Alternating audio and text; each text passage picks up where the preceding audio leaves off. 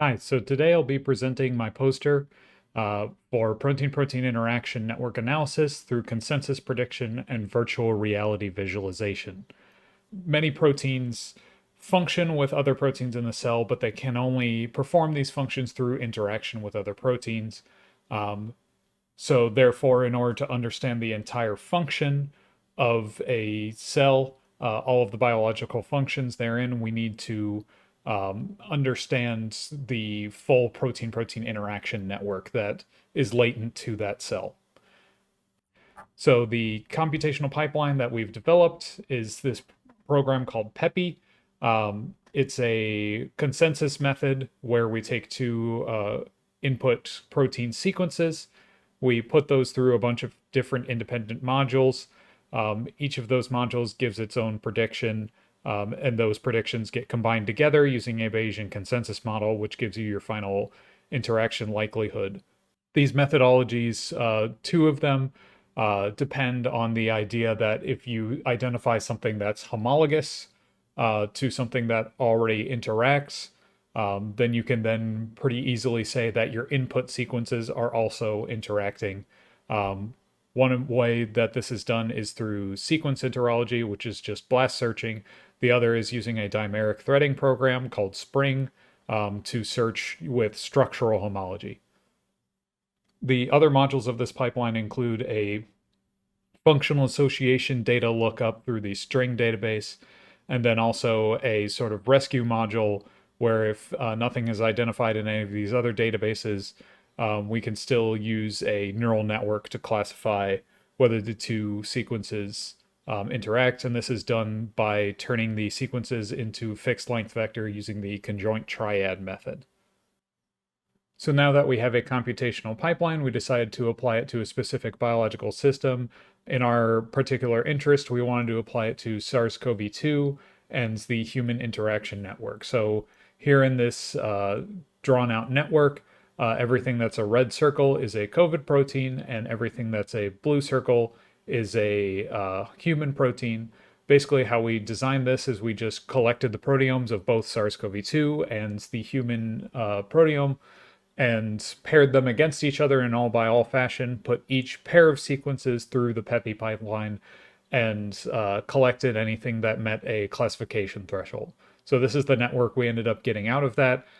Here you see the distribution of interaction counts relative to COVID proteins. You can see that the spike got the most interactions.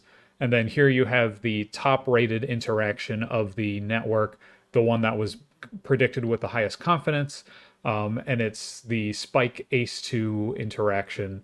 And you can see one of the benefits of PEPI is that if you actually get a high enough threading score, you can actually construct a model of what the protein interaction should look like. So you can see that here, these sort of jaggedy traces are C alpha traces of what the protein interaction should look like.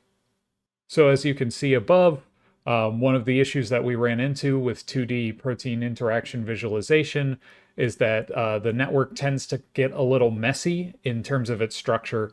And so we thought, hey, if we add a third dimension to that visualization, maybe we can start to more easily pull apart some of these latent structures of the interaction network.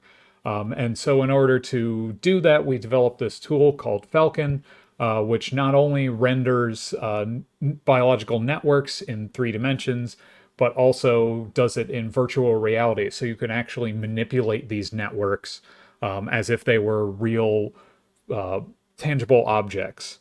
So now that we have a protein-protein interaction pipeline, the question is, what's next? And for us, we thought we should use a deep learning pipeline that will take advantage of interchain coevolution information. In order to get coevolution information across chains, you have to build what's called a paired multiple sequence alignment. And so we are working on developing a couple different ways of how you can define that correspondence across the sequences of the multiple sequence alignment. So sort of the most traditional method is taking species into account, species of the sequences, so that if you have pairs of sequences that all belong to the same species, you can then pair those sequences together in the final multiple sequence alignment.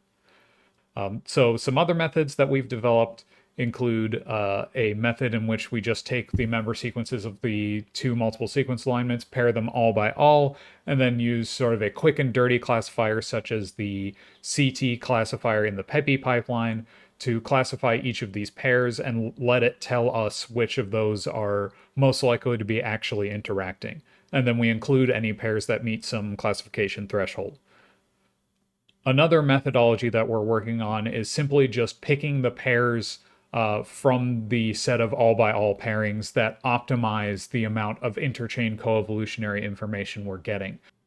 So now that we have this paired multiple sequence alignment, the way that we are going to utilize it in protein-protein interaction prediction is through this tripartite interaction structure where we take the single multiple sequence alignments for the two chains, put those through a program called Deep Potential, which extracts coevolutionary data and turns it into spatial restraints.